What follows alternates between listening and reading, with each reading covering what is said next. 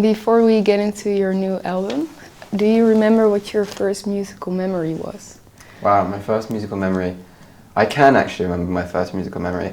I was driving I was sitting in the passenger seat of my dad's car, and I remember being so small that I couldn't see out the window, so I could just see the rooftops as they went by, and Come Together by the Beatles came on. And I remember the drums, and the sound, and I thought that was super cool. And it ended up being that album is my favourite Beatles album still. So the Beatles influenced your music? I don't think they really have. No. I mean, maybe from a songwriting perspective, but yeah, I never really bonded with them. I skipped out. I loved classical music, and then I went into jazz, and then after that I found songwriting. So I have a lot of holes in my pop music knowledge, but I do remember that song.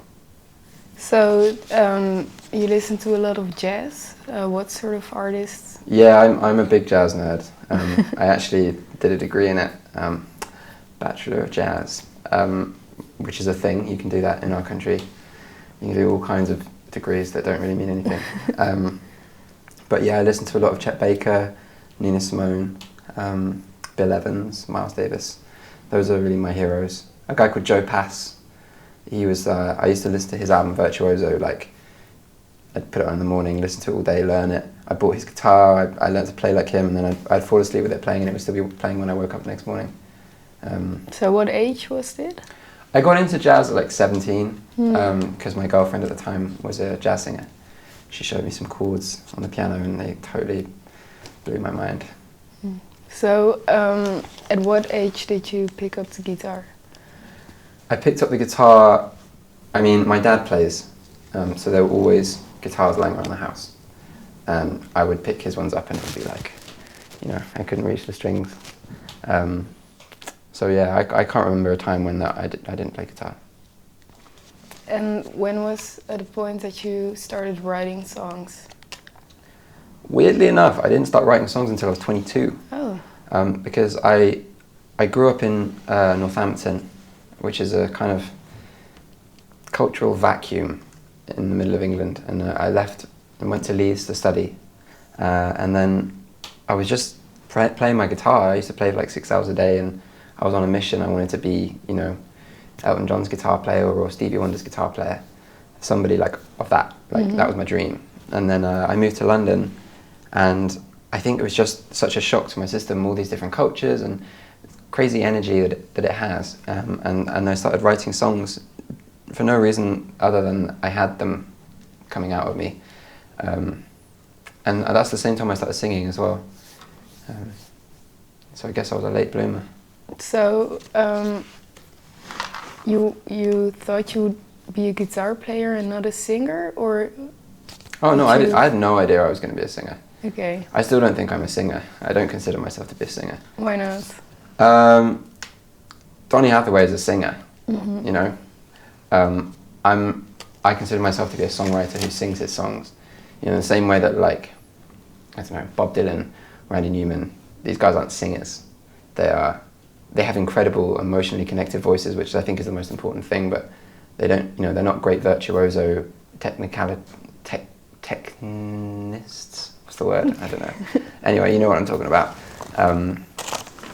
So yeah, for me, it's all about just the songs and the melodies and the words and the way in which you deliver them emotionally. But I mean, you could write for someone else, so there must be something about singing. You know what? How it started. So I wrote songs, and I thought I'm going to be a songwriter, because I started writing songs and thought, this is great. I'll write songs for a living. And I didn't really have anyone else to sing them, so I used to sing them myself. I just put them up on SoundCloud, and people would say to me, "Who's the guy singing the songs?" And it was me. And then enough people said it that I thought maybe it didn't sound that terrible, so I started singing. So it wasn't like a dream or anything? No. I never dreamt of being. I never dreamt of being an artist in a weird way. In fact, like I always knew I wanted to do music. Like it's the only thing I love. It's the only thing I've ever enjoyed throughout my whole life. But I was always a bit lost. I didn't know like what it was in music that I wanted to do, because I knew that, you know, when you hear Wes Montgomery play the guitar, or Kurt Rosenwinkel, or Joe Pass, or Stevie Ray Vaughan, all of these guys, they have a voice on the guitar that is so unique, and their artistry lies within their voice on the guitar. And I practiced so hard. I practiced 6 hours a day, and I got, you know, very competent at guitar. I got good at it.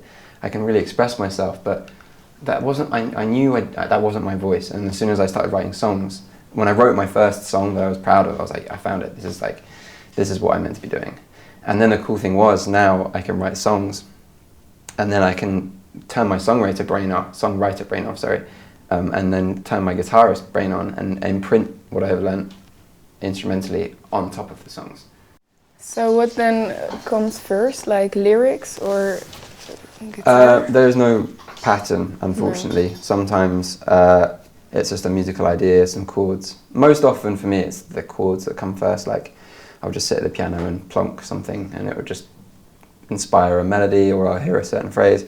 Often I just get words that come, and I have these poems. They're the worst ones because they tend to sit in my phone for a long time, especially if there's something I'm really proud of. I actually have a poem that I wrote recently that I think is the best lyrics I've ever written, but I'm so scared of writing it because I don't want to mess the music bit up, and I don't want the music not to stand up to the words. And sometimes when you write the music, it's very hard to unwrite it. So you have to be really careful when the moment comes. I'm waiting for that moment. Hasn't happened yet.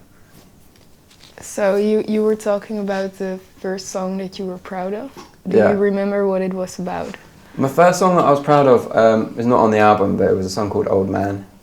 And at the time I was playing weddings basically for a living. I was singing in restaurants, and I was playing, you know, covers at weddings all around the country for like £50 and a bowl of pasta a night. And I remember I was driving up the M1 in this tiny little Nissan Micra. I was doing like 100 miles an hour, and I had my phone in one hand with like Google Maps or whatever, and I was like doing my tie in the mirror, and then I was trying to, I don't know, it was just so much stuff was going on, all for £50 and a bowl of pasta. And I drove past this old man on the left-hand side of the motorway, and he was in this old Toyota with his wife. He was just chilling. He was like in the slow lane, getting where he wanted to go. He didn't have to worry about anything. And I just remember thinking, oh, when I get to your age, am I going to be able to relax in the same way that you do? So I wrote the song about it called Old Man. And then interestingly, my father heard it and thought that I had written it about him, because in English, when you say my old man, that means your dad. But yeah, that was a cool song. Maybe I'll release it one day. So if we get into the new album, what was the first song that you wrote for it? There were two songs on there were from a live EP that I did in like 2 years before. Home and First Thing You See. Both of those are quite old songs. First Thing You See is one of the first songs I ever wrote. But the rest of them are fairly new. So what sort of mindset were you in when you wrote Home? I wrote Home with my best mate, Dan McDougall, who is a fantastic songwriter. He now plays drums for Liam Gallagher. But we had been out the night before, got really drunk, and then he stayed on my sofa, and I woke up and we were both just in our boxer shorts, and we sat at the piano in my kitchen and wrote Home. And sometimes you write better songs when you're hungover, I think, because you know how loud noises make you kind of cower. You're very sensitive to noise. So sometimes when you're hungover, you play a chord and like you hear certain things that you wouldn't hear if you're fit. So does it happen more often that how many songs would you say you wrote hungover? I don't know. I wouldn't like to speculate. Okay.